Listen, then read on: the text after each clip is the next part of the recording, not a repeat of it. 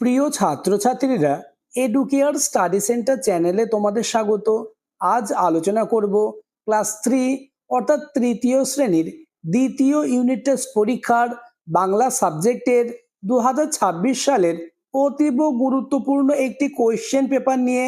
তাই ভিডিওটি প্রথম থেকে শেষ পর্যন্ত দেখো, কেননা তোমাদের স্কুলে এমন কোয়েশ্চেন পেপারই থাকবে।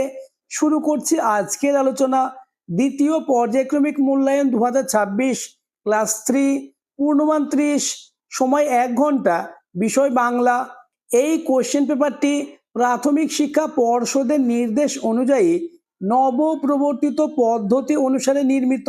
তাই প্রতিটি প্রশ্নের উত্তর পরীক্ষার আগে মুখস্থ করে নাও। দাগ নম্বর 1, একটি বাক্যে প্রশ্নগুলির উত্তর লেখো। 8 গুণ 1 সমান 8। প্রথম কোশ্চেন, নৌকা যাত্রা কবিতাটি কার লেখা? উত্তর, নৌকা যাত্রা কবিতাটি রবীন্দ্রনাথ ঠাকুরের লেখা। পরের প্রশ্ন, ঢেউয়ের তালে তালে গল্পে ডিউক হাসতে হাসতে গড়িয়ে পড়েছিল কেন? উত্তর, ডিউক হাসতে হাসতে গড়িয়ে পড়েছিল কারণ লেখক যখন কচ্ছপটাকে ব্যাটারি ছুঁড়ে মেরেছিলেন তখন আদর করছে ভেবে এগিয়ে এসেছিল।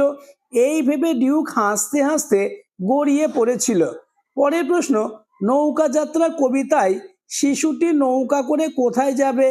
উত্তর, নৌকা যাত্রা কবিতায় শিশুটি নৌকা করে 7 সমুদ্র 13 নদী পাড়ে যাবে। পরের প্রশ্ন, ড্রয়িং খাতায় লিপি কি সব ছবি এঁকেছিল? উত্তর, ড্রয়িং খাতায় লিপি কত রকম গাছের কত সব ছবি এঁকেছিল। পরের প্রশ্ন, পর্যটন করেন যিনি তাকে কি বলা হয়? উত্তর, পর্যটন করেন যিনি তাকে পর্যটক বলা হয়। পরের প্রশ্ন, মানুষ কিভাবে তখন যাতায়াত করত? উত্তর, মানুষ যখন হেঁটে যাতায়াত করত গাছেরা মানুষের বাক্স বয়ে নিয়ে যাওয়ার দায়িত্ব পালন করত। নেক্সট প্রশ্ন নম্বর 6, লিপি কখন বাগানে যায়? উত্তর, স্কুল ছুটি হলে লিপি বাগানে চলে যায়। পরের কোশ্চেন, হাওয়ার সঙ্গে কে আসে? উত্তর, হাওয়ার সঙ্গে আসে তার সাথী ফুলের গন্ধ। পরের প্রশ্ন, কাঠুরেরা এলে লিপিরা কি করলো? উত্তর, কাঠুরিরা এলে লিপিরা একটা করে গাছ জড়িয়ে ধরে দাঁড়িয়ে পড়েছিল সবাই। এমন প্রশ্নই তোমাদের আসতে চলেছে। তাই বাংলা সাবজেক্টে 30-এ 30 পেতে চাইলে প্রতিটি প্রশ্নের উত্তর পরীক্ষার আগে মুখস্থ করে নাও।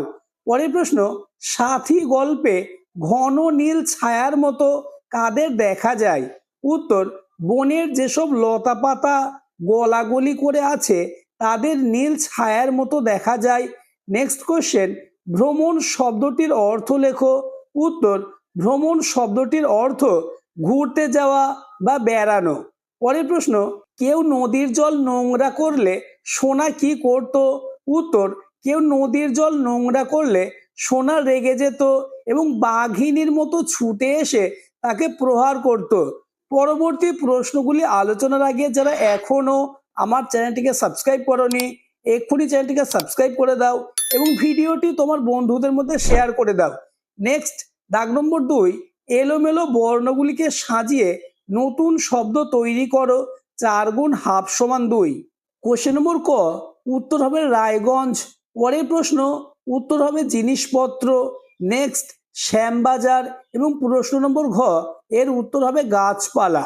পরের প্রশ্ন, দাগ নম্বর 3, বিপরীত শব্দ লেখো। প্রতিটি প্রশ্নের মান হাফ করে। প্রশ্ন নম্বর ক, একদল, এর বিপরীত শব্দ হবে দলহীন। পরের প্রশ্ন ঘন, এর বিপরীত শব্দ পাতলা। নেক্সট, বিরাট, বিপরীত ক্ষুদ্র বা ছোট। নেক্সট, ঘরে, এর বিপরীত বাইরে। নেক্সট, দাগ নম্বর 4, শূন্যস্থান পূরণ করো। 4 গুণ 1 সমান 4, অর্থাৎ প্রতিটি প্রশ্নের মান 1 করে। প্রথম কোশ্চেন, জল কেটে এগিয়ে চলেছে ড্যাশ। উত্তর হবে আংড়ে। পরের প্রশ্ন, তারা দুটিতে মিছিমিছি কত কি ড্যাশ করে? উত্তর, বকাবকি। অর্থাৎ তারা দুটিতে মিছিমিছি কত কি বকাবকি করে। পরের প্রশ্ন, পুতুলেরা ড্যাশ নেচে ওঠে এ ঘরে। উত্তর, টুংটাং শব্দে। নেক্সট কোশ্চেন, তুই মেয়ের হাতে ড্যাশ দিতে চাইছিলি। উত্তর, কাঁকন।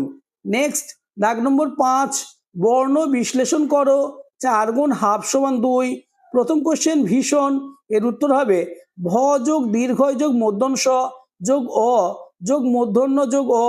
পরের প্রশ্ন আনন্দ, উত্তর হবে আ যোগ দন্তন্য যোগ অ যোগ দন্তন্য যোগ দ যোগ অ।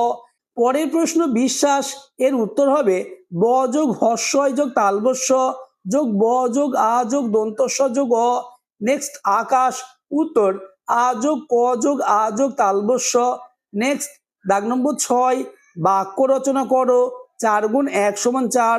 প্রশ্ন নম্বর ক বাধা, উত্তর তিনি তার কাজে কাউকে বাধা দিতে দেন না। পরের প্রশ্ন হাজির, উত্তর শিক্ষার্থীরা সবাই ক্লাসে হাজির। পরের প্রশ্ন পিশাচ, উত্তর কেউ কেউ পিশাচ সাধনা করে এমন কথাও শোনা যায়। নেক্সট কোশ্চেন ঘুড়ি, আকাশে ঘুড়ি ওড়ানো একটি জনপ্রিয় খেলা। নেক্সট এবং লাস্ট দাগ নম্বর 7, নিজের ভাষায় উত্তর লেখো যে কোনো 4টে। 2 গুণ 4 সমান 8, অর্থাৎ 7-এর দাগে তোমাদের 2 মার্কের 4টে প্রশ্নের উত্তর দিতে হবে। প্রথম কোশ্চেন, পরীদের কি কারণে কষ্ট হতো? উত্তর পরীদের দেহ রোদে পুড়ে যেত, বর্ষায় ভিজে যেত, শীতকালে কাঁপতে থাকতো বলে তাদের খুব কষ্ট হতো। পরের প্রশ্ন, গাছেরা যখন চলাফেরা করতে পারতো তখন কিভাবে বুড়ো লোকেদের উপকার আসতো? উত্তর গাছেরা যখন চলাফেরা করতে পারতো তখন বুড়ো লোকেরা গাছের ডালে চড়ে বসতো, তারপর গাছেরাই তাকে নিরাপদ স্থানে পৌঁছে দিত। এভাবেই গাছেরা বুড়ো লোকেদের উপকারে আসতো।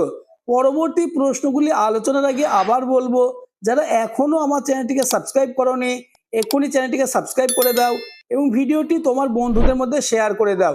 নেক্সট প্রশ্ন নম্বর গ, চোরটি কখন সোনাকে চুরি করে নিয়ে গিয়েছিল?